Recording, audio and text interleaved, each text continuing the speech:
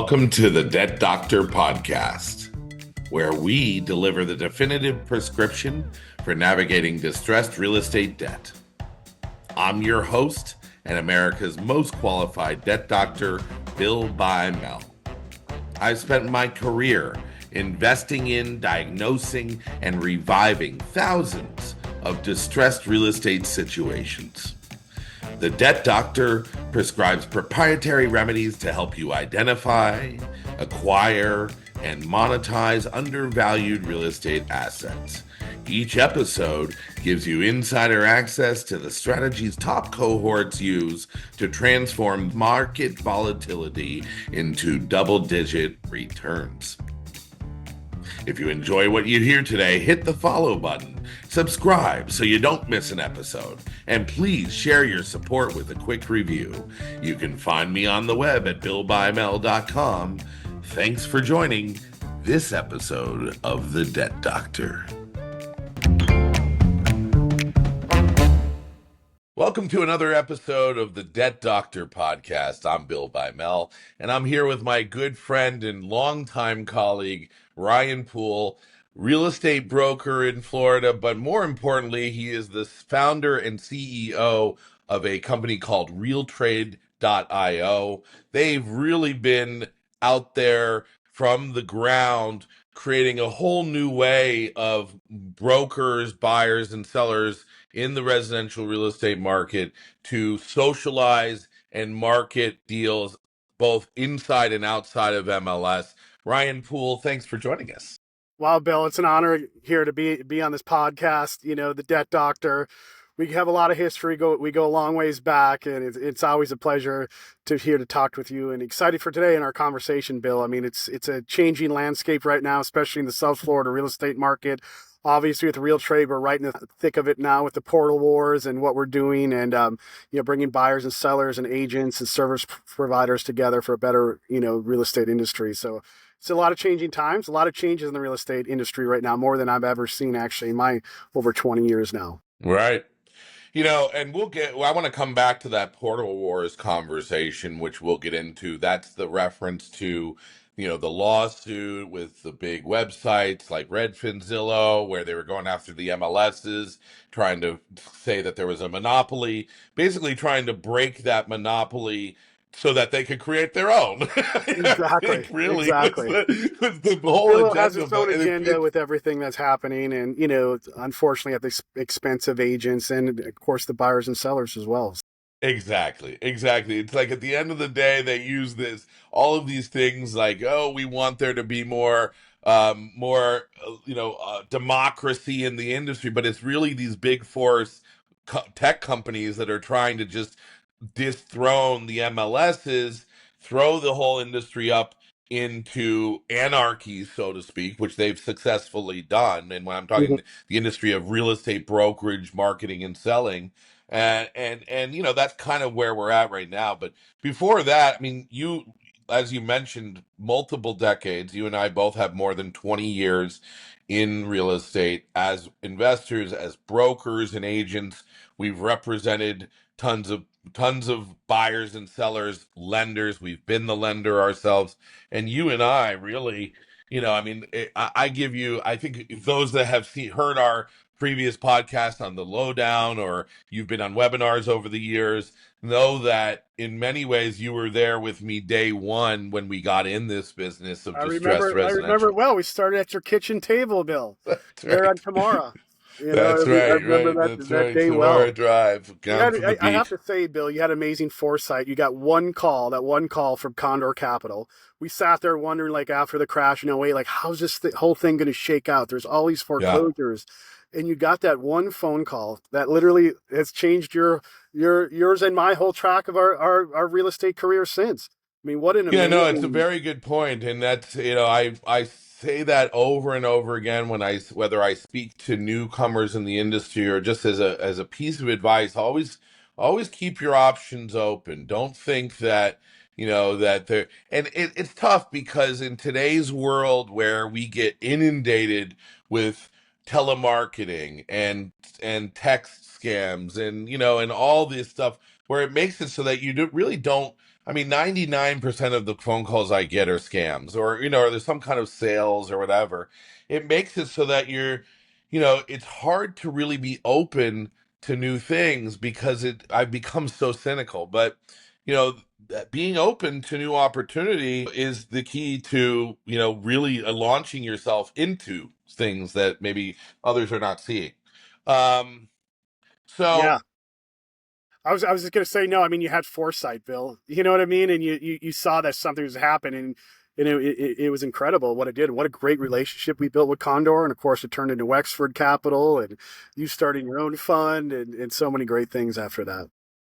Yeah, and a lot of that we detail. I think when people who have either read my book Win Win Revolution, which I published, wow, it's been now 8 years ago. I published that book in 2017. I It was remember. really meant to just reminisce and teach people kind of some of the workout remedies that we've used over the years, how we talk to borrowers, how you can talk to a non-performing defaulted borrower and treat them with dignity so that makes the ability to resolve that in some form or fashion much easier.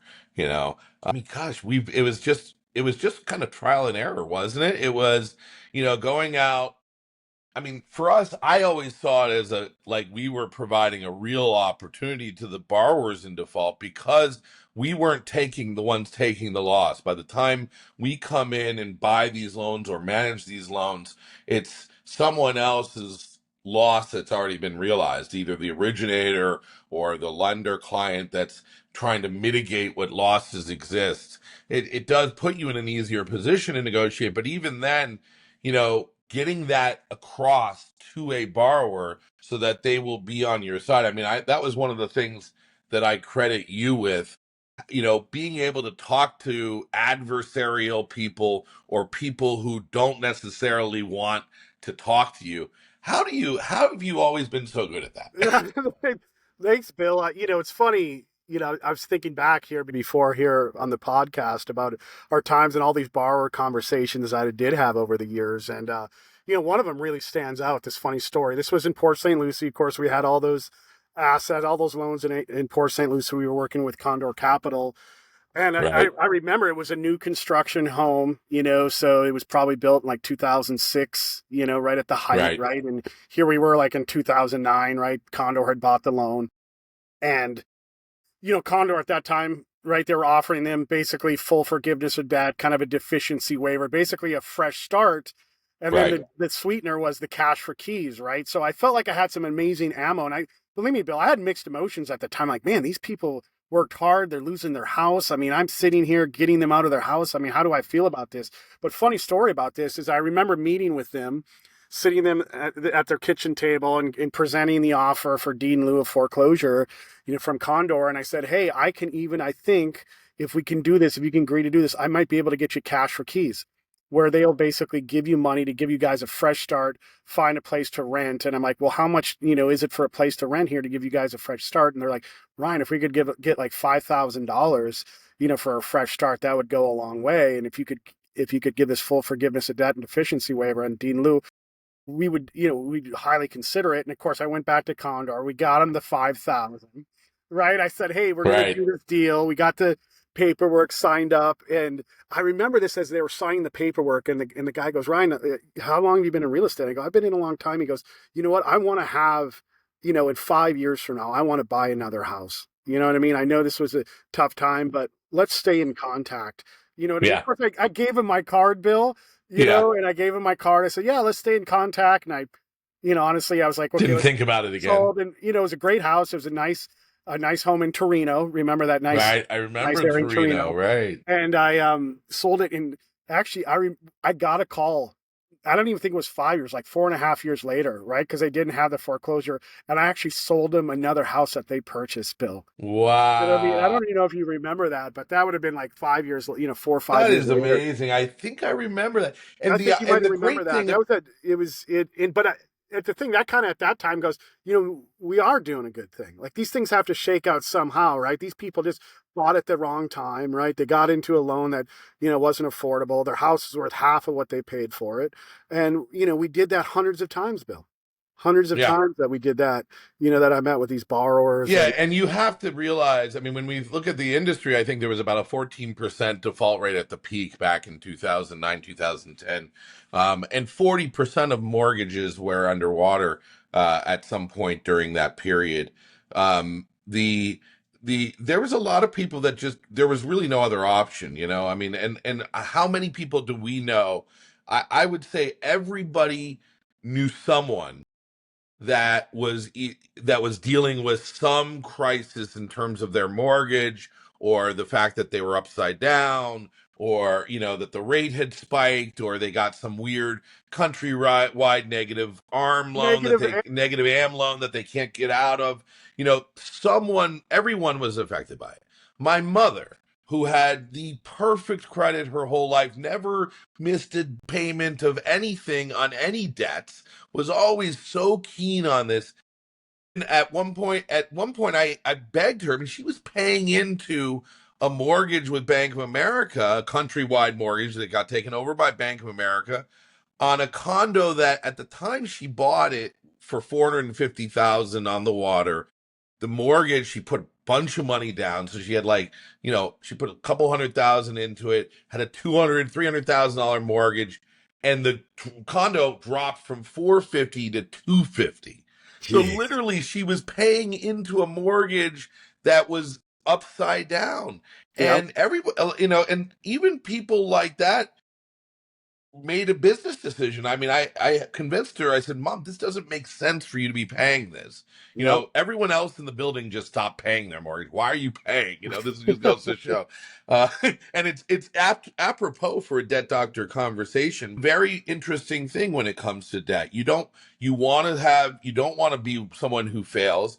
And yet, when a situation does happen, either for business reasons or just out of your control, you can't make those payments. you know, there are options, and obviously communication is key. Yep. The what was so great about it, buying mortgages at a discount from failed banks or from lenders, from the FDIC. Now we were in a position of profitability where we had these loans where, yes, they still owed us this big debt. We didn't need to collect that amount. We now could collect just a portion. We could collect the property. We could, rather than pay $5,000 to $10,000 for lawyers to foreclose, which is what the bulk of the industry just did, and Yep. still to this day just does. They don't call up. If they can't get the borrower on the phone call through a magic dial, then they don't really do anything. They don't have the ability or the infrastructure to deal with it in any other way. The So for infrastructure. us to go out there, it was like, we used to say it was like we were your own personal Obama bailout back then. Remember? I felt like a white knight. I mean, that's Yeah. what it felt like at some time. Like I said, there was those mixed emotions at the beginning, but as time went Right. by, you realize that it's going to shake out anyway. It's going to shake out somehow. We might as well have a positive, turn on it. So we gave a lot of people a fresh start, Bill. We helped a lot of people get out of a tough And situation. I think that's a good segue to where we are today, because if anything, what I think is very interesting is there's it's not just we're seeing the same kind of buildup of dislocation in a certain portion, whether it's residential investment property or commercial real estate that's now coming out, something like $3 trillion of commercial real estate debt needs to be refinanced because of maturations that are coming up in the next 4 to 5 years. I mean, that's the bulk of the commercial mortgage market. It has to get recycled the way the commercial mortgage market works. That paper is short-term paper. Even if it's written with a 30 year amortization, it's all 5 to 7 year balloons. And in the case of the bridge loans, you're talking 1 to 2 year loans. 1 to 2 year. So all of that needs to get recycled, reoriginated, and dealt with in a period where liquidity is obviously being pulled out of the system with the rise of interest rates, with the fact that the government stopped quantitative easing. So it's really created this whole new, I feel like we're coming into a whole new world now where folks are again over leveraged because well, you might have some Well, I have a recent lot of experiences. investors that have bought multifamily, Bill, within the last like 3 to 4 years. And, especially last 3 years, yeah, and it's a little bit of a scary situation right now, especially if they have to refinance. And I mean, the reality is the rents have came down where they were a year and a half, 2 years ago, Bill. You know what I mean? The Right. rents, we had a big spike there, especially, I'm speaking of my market in South Florida. We had a big spike after COVID with a lot of people moving down here. But what's happened is over time, right, you have a lot of build for rents that came on that put more rental inventory onto the market, obviously brought up more supply. Interest rates, have gone up. So yeah, the rental market has gone down here. So Interesting. it's Very it's a interesting. little bit interesting time and there's just a lot of investors that invested in multifamily, especially that value add opportunity, where they could go in, buy an older like 4 to 10 unit, multifamily property, update it, and then of course up the rents, but you're also getting up the rents from the COVID bump, and then Right. all of a sudden the returns came good.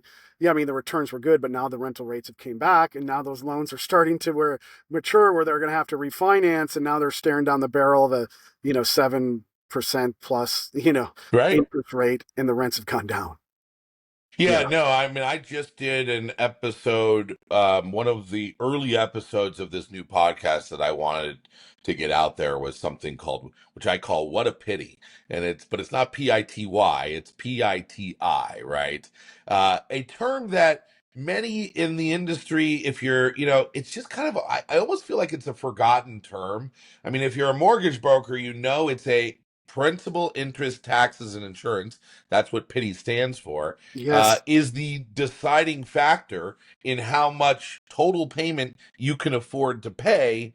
And, you can only really get up to about 40 to 50% of your income inside of that total payment. Obviously, there's certain programs where they'll allow you to go a little bit above 50% of your total income. But do you really want to? Do you really want three-quarters of your income really going towards your housing payment? What's the canary in the coal mine, the factor that is causing a lot of this dislocation and this pressure in terms of refinances, both in residential investments as well as in any type of commercial real estate, is the TI.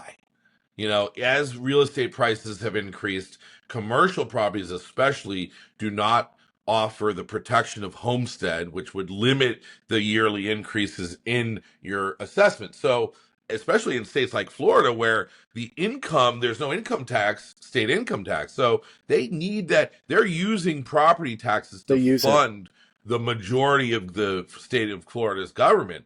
So they are going in and reassessing these commercial buildings upward.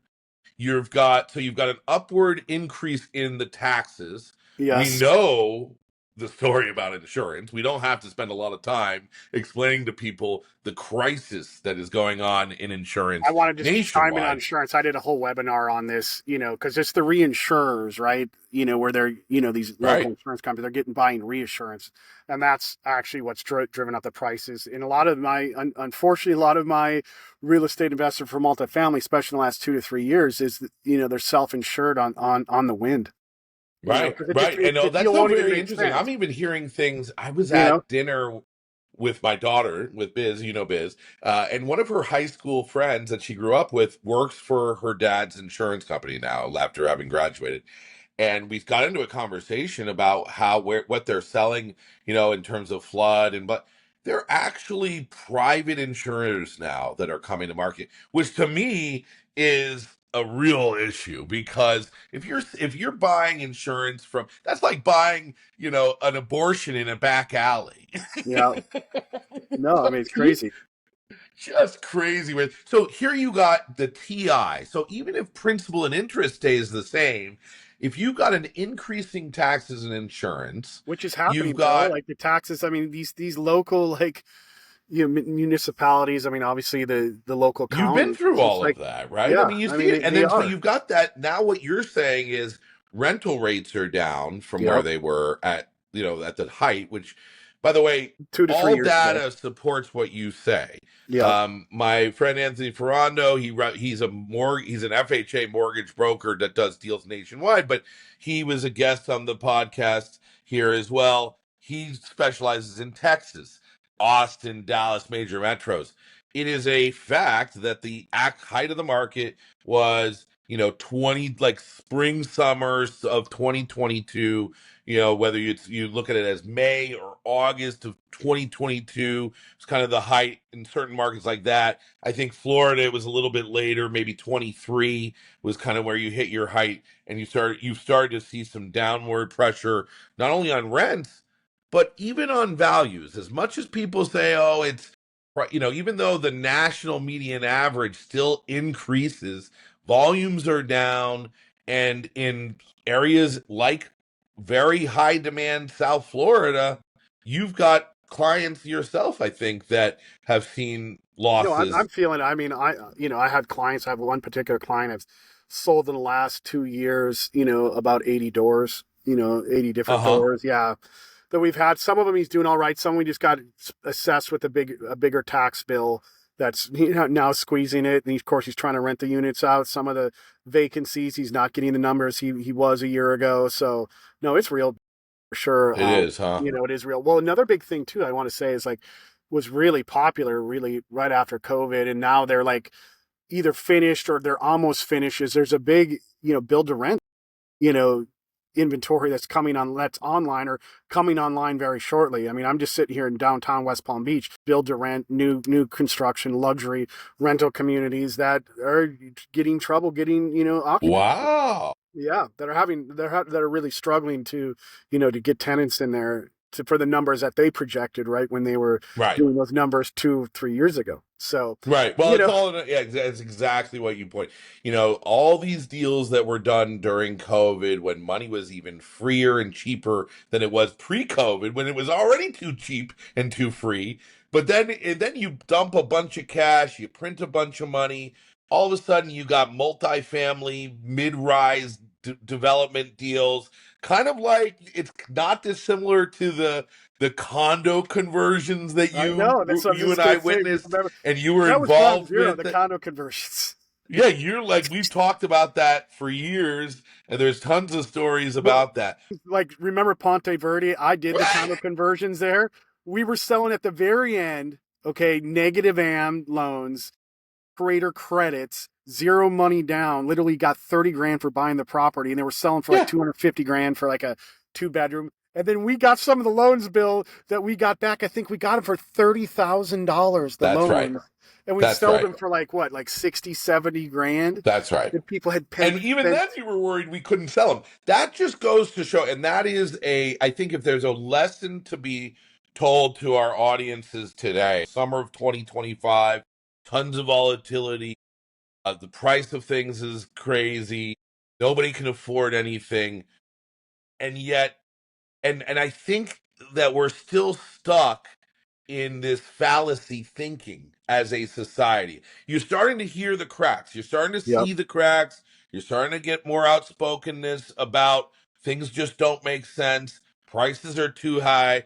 Asset bubbles everywhere. This has happened before where we've gone from markets that were low supply, high demand, prices at the roof, and everyone thinking like real estate would never go down. Well, a lot in the young generation has never experienced Never that. And experienced so it. they don't have a framework for the fact that, like, yeah, you could have people believing that a low rise condo in, the middle of West Palm Beach on a 50-year-old building, just because they lipstick that 2 bedroom condo, that pig, that $50,000 unit now is somehow worth 300.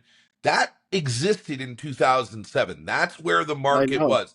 Not dissimilar to the way people look at prices Well, crazily now and justify. I mean, the let me deals tell I you. get Let me tell you. offered. Let me tell you a story about what's happening right now, Bill. Like this is Yeah, actually tell me. this week. I just put a contract, a unit under contract for a friend, in Flagler Point, which you should know well, right? We did deals back in the day with the Condor days where we Yes. got loans in Flagler Point and sold them in there. For people that don't know, Flagler Point is it's a nice a condo community right on the intercoastal, just north of West Palm Beach. It was built back in 2001, right? So they went through the big height of '08. It was the prices went way up, and of course everything went down after 2008. But I just put a deal on a condo there. They actually got it less than the people that paid for it 2.5 years ago, and considerably less than the people that bought it 2.5 years ago when it was obviously more at the height of the market. And they let it go because they did put a big chunk down. The current owners put a big percent down. So, but yeah, they just sold it for less than they paid for it 2.5 years ago, and considerably. Wow. So So my you're buyer you're is you're super seeing excited. this actively right now. Yeah, she's got a great address. Even though it's 2001, it's right in the heart there of the Senate Bill 4D with the condo. That's why we're seeing a big condo correction in Florida. Oh, right. But Well, I, talk about that a little bit, just as for those yeah, that I mean, I've don't know, reviewed, because yeah, there's so many downward pressure. There's so many downward pressure factors in yep. Florida. As much as everyone wants to live there, with the way costs are and the fact the locals can't afford it, one has HOA to fees up, believe.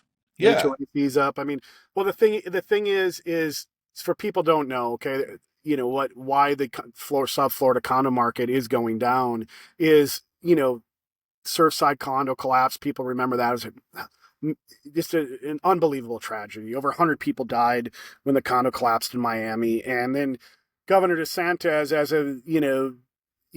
had to do something about it, so they passed what was called Senate Bill 4D. So any condos now in Florida that are 25 years or older, 3 stories or higher, have to go through a mandated structural integrity test and a reserve study. So, and they have to put the money in reserves for the roofs, for any kind of replacements, right? So a lot of condos obviously affected by that. So what's happened is Hmm. that was all due January 1st of this year. They had to have the reports in. So all the condos have done it. Well, any condos that kind of kick stuff down the road, now they either got special assessed, something came up in the studies, or they had to increase the reserve. So the HOA fees have gone up considerably. There are some buildings built where the HOA fees, almost tripled from where they were before. So they could have been 400 a month. They went up to 1,200 a month. Wow. Crazy, Yeah. Yeah, you've started to crazy. see some of that in the national news now coming out, Yeah, where retirees who own their condo free and clear and had always budgeted like, oh yeah, my Social Security will cover a couple $100 a month of condo fees. But then to get an assessment for $100,000 on your condo, or which you don't have, so you either have to go out and finance that. Many people that are on fixed income can't get the financing for it, which, by the way, there might be a whole business there. We should I know talk there about is. that. There could be a whole business on that. That's something that's very interesting. Um, but that is a real problem, and that is wreaking havoc on the condo market. So you got all those forces in play. Yeah, well, what I was going to say, but if you're an educated agent or real estate professional and you can read the structural integrity tests and the reserve study, not all condos, some condos are fine. They're in good shape. Right. They've done the integrity test. They have a good reserve plan. They know they're going to have to replace the roofs or the plumbing after so many years. It's put into reserves. I have good reserve funding, but unfortunately, some haven't. So it's affected the overall market and the perception of the condo market. So if you're a buyer right now, looking in South Florida for condo, now is a good time to buy. You can get some great deals, especially if you have a good agent that can negotiate a good price for you. I know a good agent. What's his name is Ryan Poole. Yeah, someone that's been doing it for over 20 years. But yeah, so with everything, there's some opportunities too. Right. Right. Yeah, That's no, what there's a real interesting thing there. And we've been studying the condo market. We don't want to give away all our secret sauce, but there's definitely some opportunity inside what's going on there, whether it be these older buildings that, again, probably don't need to be overassessed, but do need some upkeep. And then the ownership just doesn't have the financial wherewithal. Or, like you said, you get a building like that's 24 years old, like Flagler yeah, Point, yeah, who's right on the verge. And yeah, it's going to be hard. It's going to take the sophisticated, smart investor with the right real estate advisor to know the difference between one or the other. yeah, And there's where they're where there's dislocation and people are struggling either because of debts or rising costs of things, that obviously presents opportunity for the savvy investor. It is. It is. I mean, I think, a big thing here is a lot of that multifamily debt out there, Bill. Like there's a lot of unsophisticated investors that wanted to get into multifamily since COVID in Florida, especially, that they're sitting on these things right now. And there's going to be some big opportunities in that market here, I think, within the next year. Absolutely. And I think, And you've got both, as you've a got a savvy really, investor, there's going to be some incredible deals to be had. And if you know what to look for in the right for area, sure. you can do really well. Yeah, it's a return to fundamentals. You've got certain loans that never should have been given, and that's not just private lending, that's bank lending too. Yeah. And if anything, I just got done with an interview for a guy that, Alex Godolsky, the Pro Title founder. Mm-hmm. He represents the FDIC and the big GSEs and the NCUA. So he has a lot of look-see. His prediction is 500 bank failures before the end of this year. And I mean, and this is from a guy who actually doesn't believe there's even going to be a recession. So it says a lot about because the banks are sitting on that too. I speak to bankers. I have investors in our fund that sit on the board of banks and tell me things like, even a bank as conservative as our bank, which is my investor sits on the board of a small Texas bank, $6 billion is small, Texas bank, and they pride themselves on having no bad debt. And even they are now looking down the road of maturities coming in the portfolio 2 to 3 years from now, stuff that was originated 4 years ago Yeah. or 3 years ago, that the numbers just don't pencil. It's a new world. It's you're the way deals were approved. You got a huge number of deals that were originated, that got approved under standards 3 years ago, 4 years ago, would never qualify with the cost of capital today and the lending standards that exist today. And then you add in what you point out, which is so many folks that have gone from single family rentals to, doctors that bought an medical office building, and Yeah. they have six other doctors as their tenants and they put their practice there. Firemen, lawyers, accountants, everyday blue collar workers who graduated from owning a couple of single family rentals or condos. They went out and bought a 12-unit apartment complex with a low interest rate loan. The numbers all worked 5 years ago or 3 years 3 ago, years ago, and even. Yeah. And they don't and they work now, just Bill. don't work now.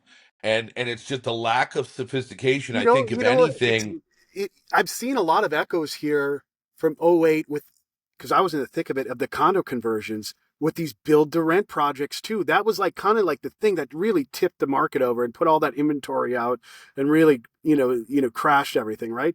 There's so many. I'm sitting here in downtown West Palm, Bill. I know of right now of build to rent projects that are just coming, that are out of the ground now, that are going to be finishing within the next year.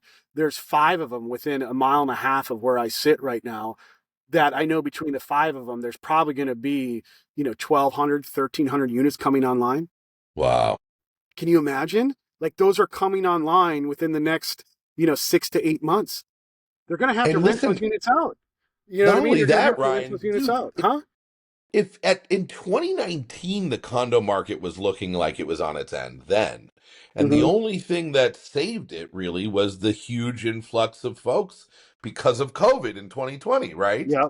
So I remember there was vacancies all over West Palm, Yeah. Miami, Brickell. In 2019, you had your choice of rental. By 2021, people were overbidding. It was Pouring. like a mass hysteria. I want to use the F term. It was No, it was. crazy, No, I right? mean, the inventory got sucked right up though. Like it did. But now it's here. It's kind of stabilized, right? I And mean, we're you've got still in new a net inventory coming positive. online at a time when demand is down. Yeah, but there's just more inventory. These builders, as you know, they just came in here, and of course all these, like you said, those mom and pop kind of non-sophisticated buyers buying these 4, 10, 12 unit, multifamilies, rehabbing them, cranking the rents up. A lot of opportunity exists. There's the AI is obviously having a huge influence. I'm just excited that a couple of old dirt kickers like you and I, who've been around the block helping borrowers in distress, might actually get an opportunity to, strut our stuff again This is with it. This with is what I'm distressed saying. borrowers. You've positioned yourself well, Bill. Like you've been at this for a long time, and now here, this next wave, right? Because everything comes in waves. You're sitting there with your surfboard. You're out there right in the lineup, right where the That's peak right. is, and you're ready to paddle into it. You know Let's what I go, mean? baby. So, and North I'm here Shore. with you, Bill. I want to be there right with you because we had an incredible run last time. Like I said, it was the most money. Actually, it was some of the most fun and most money I've ever made in real estate Yeah. that we did together from that 2009 to what about 2016, Yep. 15. That run that we had there, it was That's right. incredible. And I would say that, if there was any lesson that I learned, um, that I would we all make mistakes there. We all have woulda, shoulda, couldas. As a matter of fact, I figured I was just joking with Eric Gonzalez the other day that my last book before I die is going to be called All My Mistakes. It's going to be about that thick. Well, I think about the properties that we bought, Bill. Remember when we got some of those notes that spinned off that we bought, and we flipped them. Like God, if we would have Oh just my kept gosh. them, I know. Yeah. If we had just bought a couple of units in the Jade back then and held on to those for a while, it's like, I mean, I it's know. buy and never sell, I think, and then just make sure that the real estate pays for itself and you return to the fundamentals. And that's the next run. We're just return to fundamentals, good cash flowing properties where tenants are going to willingly pay whatever rent you've modeled to, where you're not trying to reach, and where it very easily cash flows double digit, or at least high singles cash on cash, Yep. kind of a return to the what we all learned real estate should be bought at. And you play those fundamentals correctly, there's going to be plenty of opportunity. No, we're gonna do it. It's a. I think it's a good time. I think position yourself well, Bill, and we're gonna ride this one. We're gonna ride this one Yep. together. Well, I look forward to having you back again. We're going to talk about where RealTrade is next time. Maybe at the end of the year, we're on here. People can look inside the information on where to find you. RealTrade.io. Any other last words of advice, comment, or that you have before we call it a day? No, I think if you're a real estate investor listening to this, right, and you have some great information here, is align yourself with experienced professionals that have been through cycles that Right. that know what they're doing. I mean, it's so important. And obviously, we have a lot of experience, but a good real estate professional that you can align with, can pay massive dividends. I mean, think about how You much. hit the nail on the head. We took a little break from working together, and I had a little experience of what it's like not dealing with professionals who represent my best interests or who hustle the way that you do. And there is nothing that I can say. There's not enough to be said that I can say in terms of. There's this book that Malcolm Gladwell wrote a few years ago called The Outliers, and it really speaks to the top professionals in every industry, the Bill Gates, the Wayne Gretzky's, how these guys got where they are. And there's a lot of magic and luck to it. There's certain things like in hockey, if you were born in February or something, Yeah, because of the cutoff dates, you had an advantage. But one of the key points that I turn to in that book, and I speak to this all the time, is this philosophy of the 10,000 hours rule. That you really don't become a subject matter expert or a true a master of your craft until you've got put in the time. yeah, The reason Bill Gates became the greatest computer programmer of his generation was he was a 13-year-old kid who had access to computer time when the college professors at his university couldn't even get that time on the computers. It's having that access. And you, my friend, have way more than 10,000 hours in real estate, in advising people on real estate and financing mortgages and stuff. So, it's both of us combined. We both have that. And that's what you're pointing to. So, there's not enough that can be said for that that knowledge and that experience that you bring to the table. So I look forward. Well, Let's do it, man. right back at you, Bill. I mean, we've spent thousands of hours together, looking at deals, evaluating deals, putting deals together, and we've had incredible returns that we've had for our investors over the years. I mean, the IRRs that we've been able to produce over the years have been incredible. It reminds me, what we'll do is next time we come on, we'll do a case study where we'll go through and kind of talk about some of the specific experiences and maybe case studies of situations that we've been through. I mean, creativity is a big part of it. I think that's one of the things that I love about our business is you wake up and there's something new every day. And as someone who's a private investor in the lending market, the ability to be creative really does give you an edge in terms of, optionality when you're investing in these things. So I know. And now we got AI too. I'm starting to use AI so much, Bill. oh my because gosh. you know what I mean? It's especially for like creativity and working out deals. I mean, even putting in like CMAs, like it's incredible, like what you can do with AI and leverage all this new technology. It's interesting, it's the ultimate. My one comment that I'm starting to develop around AI is that it's the ultimate. You're not going to be able to beat them, so you better join them. Yeah. If you don't get on that bandwagon, you're going to get left behind. There is going to be a huge portion to the extent that it's like massive amounts of unemployment and layoffs. People will lose whole job. The whole industries of careers will be annihilated. And that's a scary term, annihilated, but it's true. And so we've got to get on this bandwagon, and it creates so much so it really does. So many opportunities, though, if you just learn it, start using it. I mean, I'm using now, for RealTrade, we have Gemini running in the whole background. Everything's done through Google Docs. We record all our meetings. You saw the new Google announcement on some of their new AI stuff. Yeah. No, we're using it in the background for everything for RealTrade, because you can even have a CEO assistant that's sitting there that's helping you. You can have a CFO. You can have all the different C-suite, their assistants helping you in real time as you're having meetings like this, Bill. Like it's incredible. Great. Anyway, I'm definitely there's a lot of good things there. So. Yeah, lots there. More to learn. I wish there was enough time in the day to get it all done. This has been a really good podcast. I think the listeners have gleaned some great things. You definitely want an AI agent to teach me how to use AI agents. You can use AI to use AI. Like I'm telling you, I use it to have the prompts of what I want to do. Like I'm asking AI, what would be the best prompt if I want you to do this? And like they help you with that. Yeah. Oh, that's so they great. can engineer their own prompts. Like incredible. Wow. I know. That's amazing. Or just talk me through it. Ask me questions for clarity. Like as I'm trying to solve a problem here, ask me questions that you think you need to get to this answer. The world's going to look much different in a few years. It's exciting times. I'm sure every generation says it that, it's like from the musical Hamilton. It's the most exciting time in the world to be alive, and we all think that our generation lives through the most exciting times. But one has to say that get your popcorn ready, because there is a lot of change that's going to happen to society, to our world, the way we know life is lived in very short order. So exciting stuff. I think it's going to get better, so it's going to help us. So Ryan, my friend, thanks for being here. Thanks, Bill. We'll see you on the next one. All right. Thanks, Bill.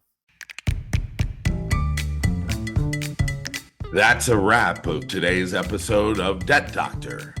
I enjoy bringing this content to you each and every week, and I really appreciate you tuning in. Remember to follow us so you get notified whenever new episodes release. If you haven't already done so, please share one of your favorite episodes with a friend, family, or colleagues.